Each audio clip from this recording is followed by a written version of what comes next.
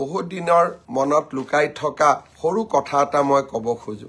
ৰামনাথ কোবিন্দ ৰাষ্ট্ৰপতি পদ ত্যাগ কৰাৰ পিছত গুৱাহাটীলৈ আহিছিলে। গুৱাহাটীত ডাঙৰ হল নাই, সেইবাবে তেখেতৰ সভাখন আমি মেঘালয়ৰ USTM ইউনিভাৰ্চিটিত ৰাখিছিলো। অডিটৰিয়ামটো ডাঙৰ আছিলে, প্ৰায় 3000 ছাত্ৰ ছাত্ৰী ধৰিব পাৰে।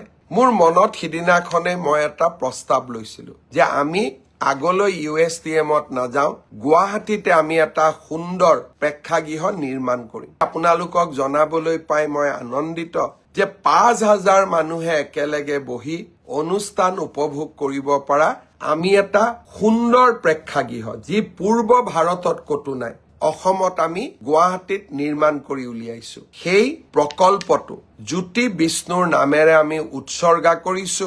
গৃহমন্ত্ৰী ডাঙৰীয়াই তাৰো শুভ উদ্বোধন কৰিব। ইয়াৰ মাজতে আপোনালোকে ভাল ভাল খবৰবোৰ পায়ে আছে। আজি বোলে কাজিৰঙাত এলিভেটেড কৰিডৰ, কালি বোলে পলাশবাৰীত নতুন IIM।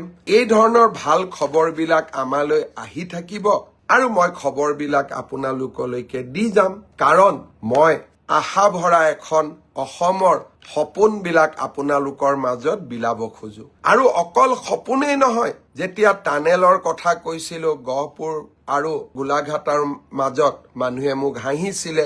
ছেমি কণ্ডাক্টৰৰ কথা কওঁতে অকল অসমে মোক হাঁহা নাছিল, কৰ্ণাটকেও মোক হাঁহিছিলে। কাজিৰঙাৰ এলিভেটেড কৰিডৰৰ কথা কওঁতে তেতিয়াও হাঁহিছিলে। কিন্তু মোক কৰা উপলুঙাবিলাকে মোক অদ্ভুত সাহস দিয়ে আৰু কিবা এটা নতুন কৰি দেখুৱাবৰ বাবে মোৰ মনত সংকল্পৰ সৃষ্টি কৰে। সেইবাবে মই অকল সপোনেই নেদেখুৱাও, সপোনক পম খেদি সপোন বাস্তৱত ৰূপায়ণ কৰাৰ বাবে প্ৰচেষ্টাও কৰো আৰু বহু পৰিমাণে অসমৰ ৰাইজৰ আশীৰ্বাদত আৰু নেদেখাজনৰ আশীৰ্বাদত সফলো হওঁ আৰু সফল হৈ থাকিম, কাৰণ আপোনালোকৰ আশীৰ্বাদ সদায় মোৰ শিৰত আছে।